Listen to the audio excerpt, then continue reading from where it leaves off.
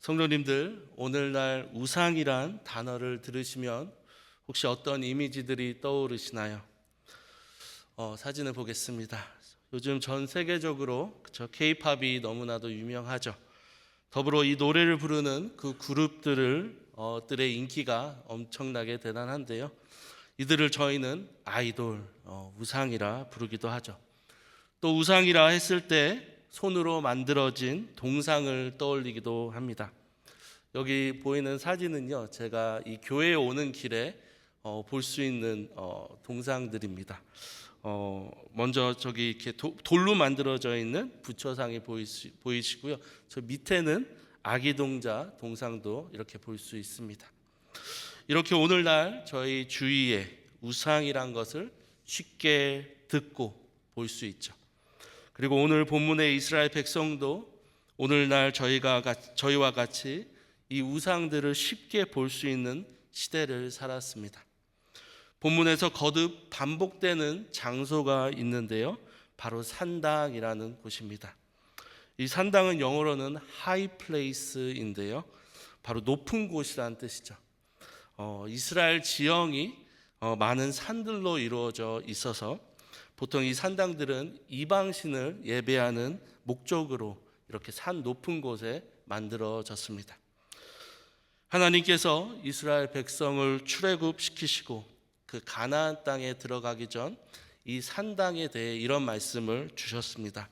민수기 33장 50절부터 여리고 맞은편 요단 강가 모압 평지에서 여호와께서 모세에게 말씀하여 이르시되 이스라엘 자손에게 말하여 그들에게 이르라 너희가 요단강을 건너 가나안 땅에 들어가거든 그 땅의 원주민을 너희 앞에서 다 몰아내고 그 새긴 석상과 부어 만든 우상을 다 깨뜨리며 산당을 다 헐고.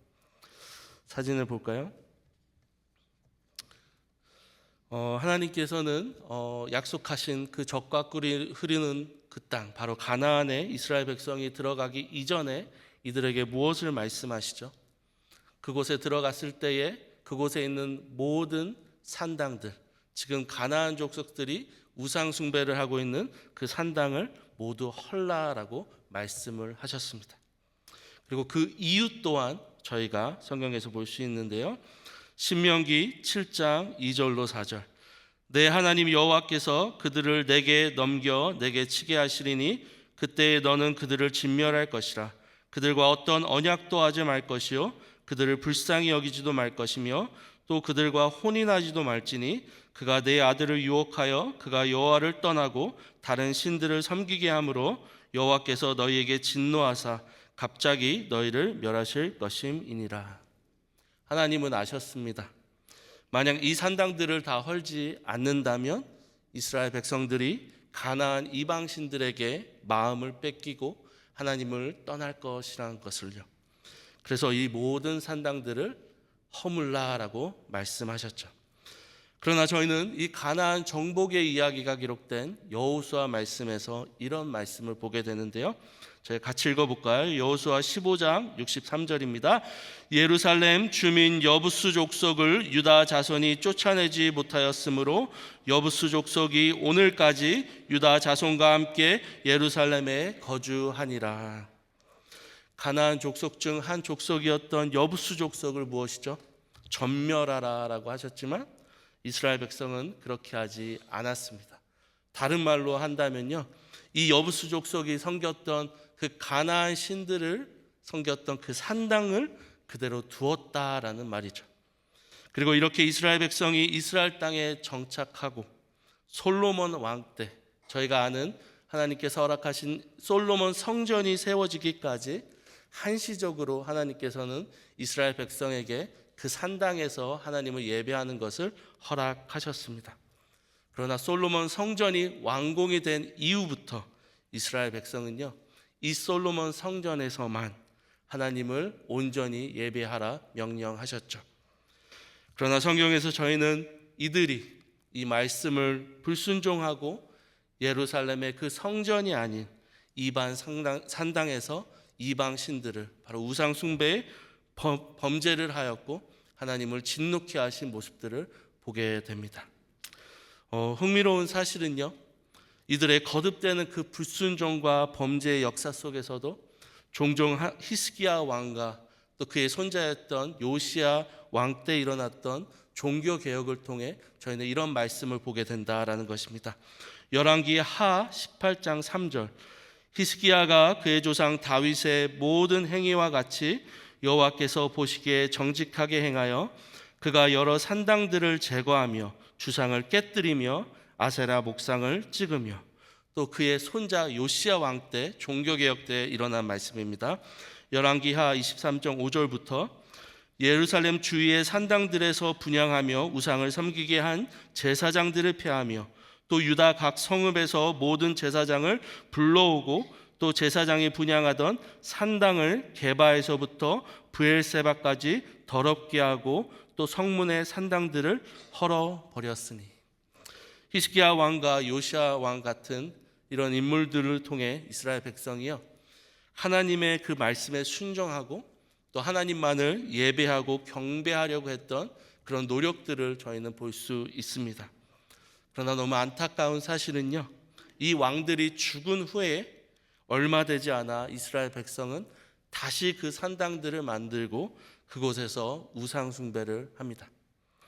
그리고 이런 악한 이스라엘 백성의 모습이 오늘 본문 에스겔 선지자까지 때까지도 멈추지 않았고, 하나님은 결국 이들에게 심판을 내리시죠. 오늘 본문 6절부터 내가 너희가 거주하는 모든 성읍이 사막이 되게 하며 산당을 황폐하게 하리니 이는 너희 제단이 깨어지고 황폐하며 너희 우상들이 깨어져 없어지며 너희 분향제단들이 찍히며 너희가 만든 것이 폐하여지며 또 너희가 죽임을 당하여 엎드러지게 하여 내가 여호와인 줄을 너희가 알게 하려 함이라. 8절부터는 같이 읽겠습니다. 그러나 너희가 여러 나라에 흩어질 때에 내가 너희 중에서 칼을 피하여 이방인들 중에 살아남은 자가 있게 할지라. 너희 중에서 살아남은 자가 사로잡혀 이방인들 중에 있어서 나를 기억하되 그들이 음란한 마음으로 나를 떠나고 음란한 눈으로 우상을 섬겨 나를 근심하게 한 것을 기억하고 스스로 한탄하리니 이는 그 모든 가증한 일로 악을 행하였음이라. 그때야 그들이 나를 여호와인 줄 알리라. 내가 이런 재앙을 그들에게 내리겠다 한 말이 헛되지 아니하니라. 사진을 볼까요? 오래 참으셨지만 결국 하나님은요, 바벨론이란 강대국을 일으키셔서 이 이스라엘 백성을 치셨습니다. 그 어떤 민족도 체험해보지 못한 하나님의 구원과 사랑을 받았지만 또 수많은 선지자들을 보내셔서 이들로 하여금 회개하고 돌아오라 라고 말씀하셨지만 마지막까지 그 죄로 인해 심판을 받을 수밖에 없었던 이스라엘 백성입니다. 칼빈주의 5대 교리에 이런 이스라엘 백성의 모습을 지칭하는 교리가 있는데요, 바로 전적 타락입니다.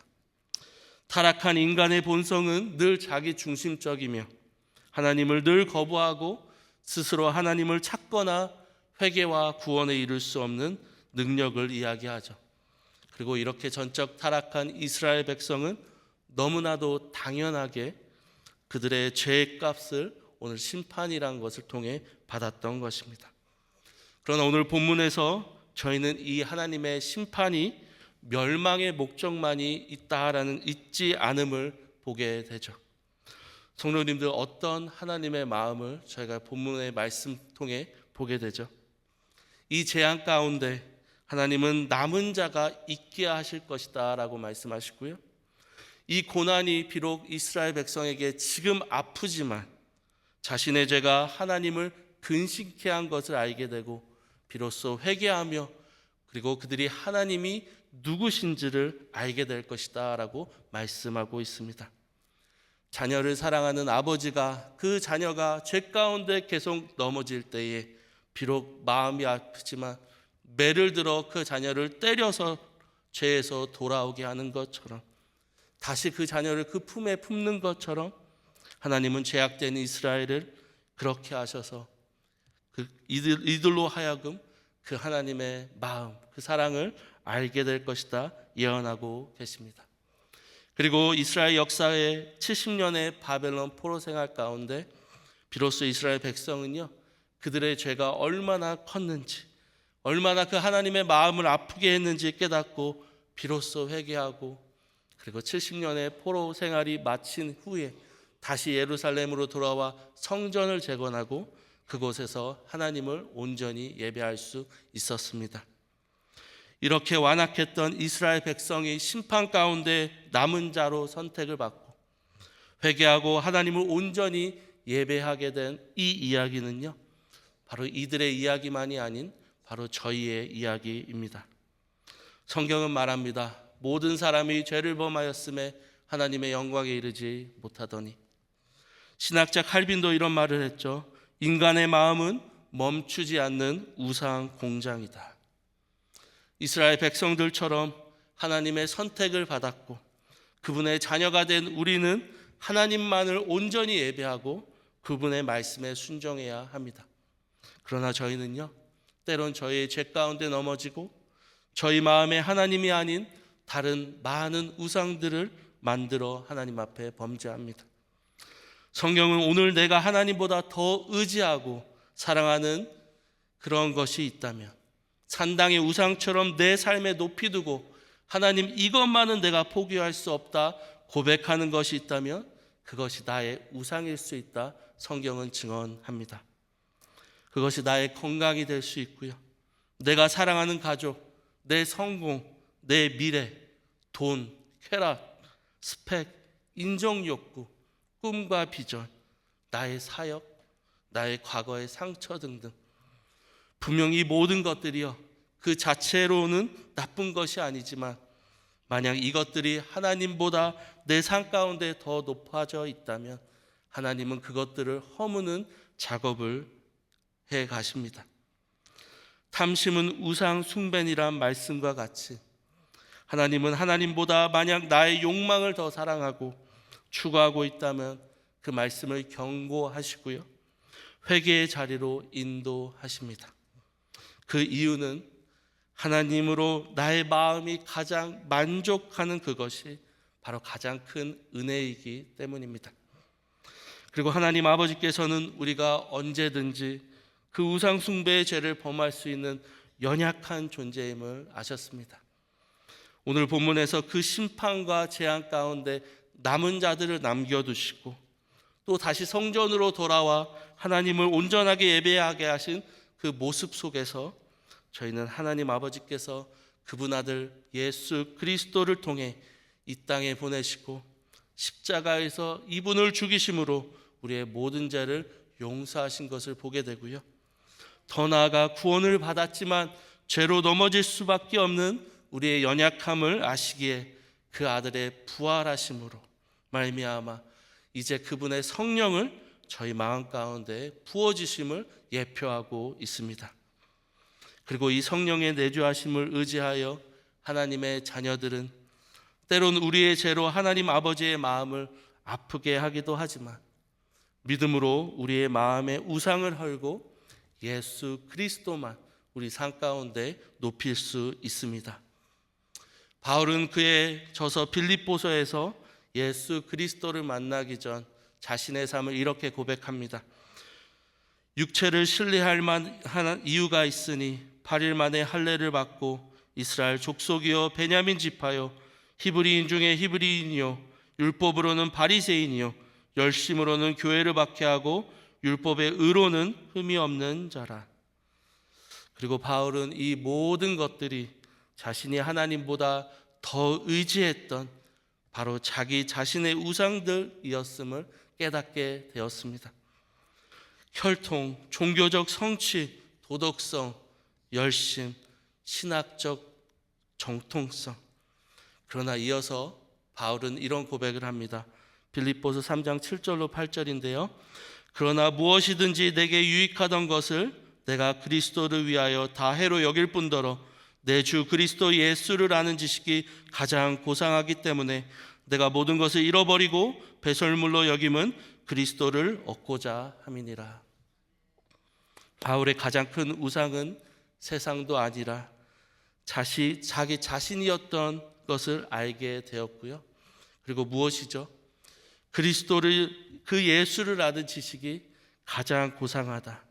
비록 자신은 죄로 인해 자신을 높이고 나의 의를 의지하는 죄성이 있지만 믿음으로 그 그리스도를 바라볼 때 내 안의 모든 우상들이 허물어지고 하나님만을 내 삶 가운데 높일 수 있다, 예배할 수 있다 선포합니다. 오늘 성도님들 삶 가운데 높아진 것들은 무엇인가요? 나의 의, 나의 열심, 혹시 하나님께서 내게 주신 그 축복들이 나의 우상이 되지는 않았나요? 사진을 볼까요? 우리의 삶 가운데 높아진 그것들을 유일하게 헐고 낮출 수 있는 그것은요, 바로 저 골고다 언덕에 세워졌던 십자가입니다. 그리고 3일 만에 다시 볼 수 있는 그 비어진 무덤, 그리고 이제 저희 안에 내주하시는 성령의 능력입니다. 십자가가 높아질 때 우리의 산당은 낮아집니다. 오늘 이 말씀을 기억하시며 늘 저희 마음의 우상들을 살피실 수 있는 하나님의 은혜가 있기를 축복드리고요. 오직 하나님 한 분만이 저의 신령과 진정의 예배를 받으실 때 그분께 저의 모든 영광과 감사를 드리는 저희 온 교회가 되기를 주님의 이름으로 축원드립니다.